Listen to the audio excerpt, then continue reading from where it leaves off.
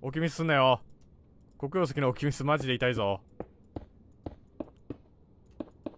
オッケー。サンキュー。フィクション。きたー。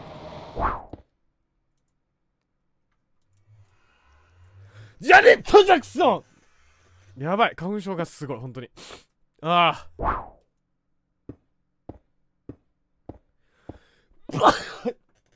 ちょっとねえ、石が生えてきたんだけど、知らないうちに。